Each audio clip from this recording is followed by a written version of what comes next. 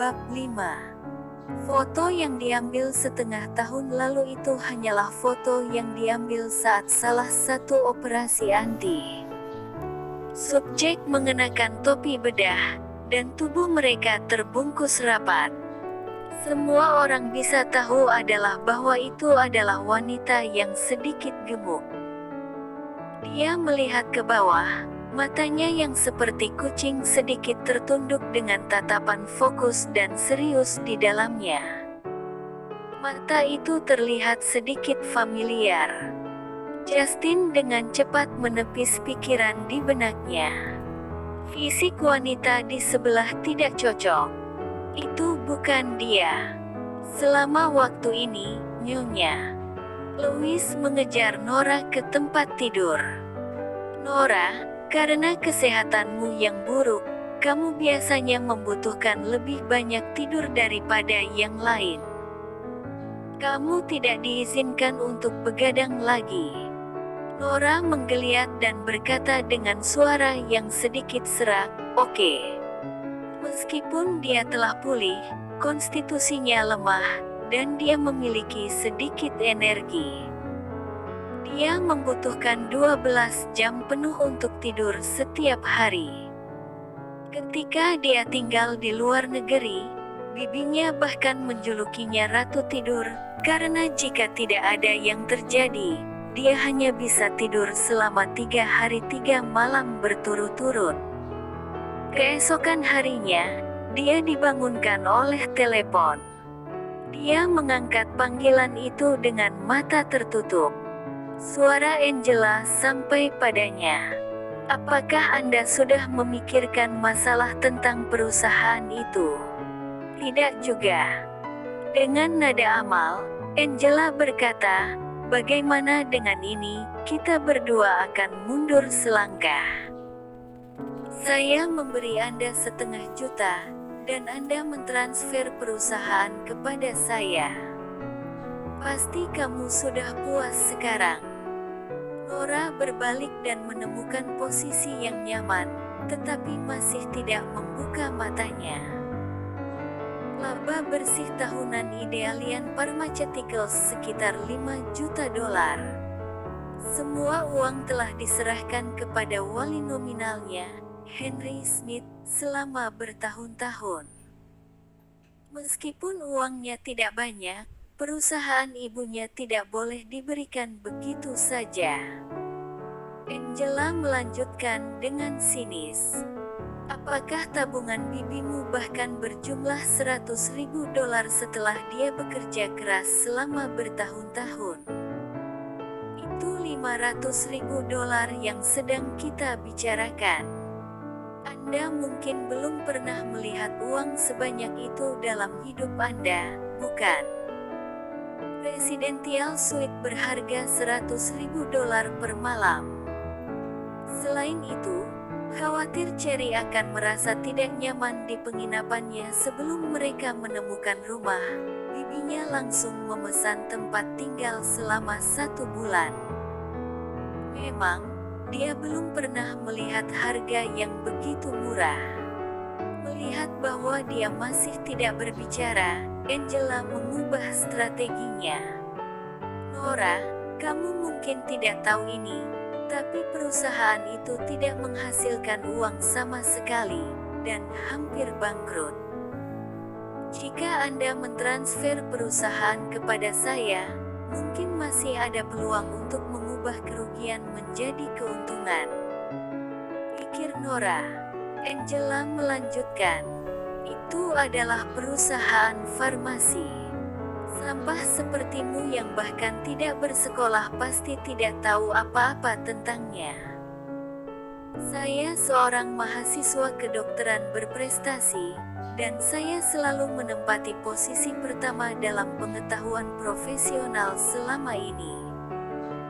Dan saya bahkan berniat untuk mendaftar sebagai mahasiswa pascasarjana di Profesor Anti. Anti adalah ahli bedah paling menakjubkan di dunia, dan mereka dapat melakukan operasi yang paling sulit sekalipun. Mereka adalah legenda di industri ini. Namun, mereka sangat misterius. Universitas Boston telah banyak berpikir untuk mengundang mereka sebagai profesor. Kenapa aku memberitahu orang idiot sepertimu semua ini? Ini tidak seperti Anda mengerti apa yang saya katakan. Nora, saya sarankan Anda untuk berhenti saat Anda berada di depan. Jangan membusungkan diri dengan biaya sendiri. Perusahaan hanya akan bangkrut lebih cepat. Nora mengerutkan alisnya, sedikit kesal. Terlalu berisik. Angela yang gelisah menuntut, apa maksudmu dengan itu? Dia mengancamnya dengan ganas. Apakah kamu berpura-pura tidak tahu karena kamu tidak ingin membatalkan pertunangan? Saya satu-satunya yang dicintai Anthony, dan apa yang dia hargai tentang saya juga adalah bakat saya di bidang kedokteran. Bahkan jika saya tidak mendapatkan perusahaan sebagai hadiah pernikahan, dia akan tetap menikah dengan saya. Sepertinya kamu ingin melakukan ini dengan cara yang sulit, ya. Nora menutup telepon dengan tegas dan melemparkan ponselnya ke samping. Kemudian, dia memeluk bantal dan tertidur lelap sekali lagi. Adapun ancaman Angela, tidak peduli iblis dan monster macam apa mereka semua bisa saja datang dan mengirim diri mereka sendiri ke pintu kematian. Setelah 12 jam penuh tidur, Nora akhirnya bangun dari tempat tidur dengan enggan. Dia memutuskan untuk pergi ke beberapa detektif swasta untuk mencari petunjuk tentang keberadaan putranya. Nora berubah dan keluar. Di pintu, setelah pelukan yang sangat ala kadarnya dengan Cherry, dia perlahan menginstruksikan, jangan bermain game sepanjang hari. Berhati-hatilah agar tidak merusak penglihatanmu. 4 pembunuhan. Ah, kau sangat bodoh. Tangan Cherry dengan cepat mengetuk ponsel yang dipegangnya. Ketika dia mendengar ibunya, dia mengangguk tanpa melihat ke atas. Baik, jangan khawatir, Bu, saya akan menjaga Nyonya Louise. Dia jelas tidak mendengarkan sama sekali. Nora mendongak sedikit dan menambahkan, ada orang yang sangat sulit di sebelah. Jangan keluar jika tidak perlu. Mata Cherry langsung melebar karena tertarik. Apakah dia monster, Bu? Dengan mempertimbangkan penampilan arogan Justin, Nora, yang selalu pendiam di alam, berkata perlahan, nah, monster ini secantik wanita dan memiliki tahi lalat di sudut matanya, tetapi sepertinya otaknya tidak bekerja dengan sangat baik. Oh, Cherry melambai. Kalau begitu, aku pasti tidak akan keluar. Saya tidak bermain dengan boneka. Nara tertawa. Kemudian, dia menutup pintu dan bersiap untuk pergi ke lift. Namun, ketika dia melihat ke belakang, dia langsung membeku. Pada suatu saat, Justin benar-benar berdiri di belakangnya. Sosok pria jangkung itu membuat lorong yang luas itu tampak agak sempit. Mata gelapnya menatapnya, dan bahkan tahi lalat di sudut matanya tampak memancarkan rasa dingin yang menusuk tulang. Dia mungkin akan keluar. Seorang asisten dan pengawal mengikuti di belakangnya. Hanya ada mereka bertiga, tapi kehadirannya tidak lebih lemah dari kemarin. Nara mengangkat alisnya. Sejujurnya, bibinya telah memberinya 1000 pengingat dan peringatan sebelum dia kembali ke Amerika. Di sini, dia bisa melindunginya, tidak peduli siapa yang dia provokasi. Namun, Satu-satunya orang yang tidak boleh dia ajak main-main adalah Justin Hun. Dia telah memberikan jawaban sarkastik sebagai anti tadi malam, tetapi itu karena mereka dipisahkan oleh internet. Tapi sekarang, Nora mengarahkan matanya yang seperti kucing ke bawah sedikit, dan dia menjelaskan dengan nada ceroboh dan ceroboh, "Tuan Hun, aku hanya bercanda dengan anak itu. Saya jelas tidak menyinggung Anda atau semacamnya." Sudut bibir Lawrence sedikit kejang.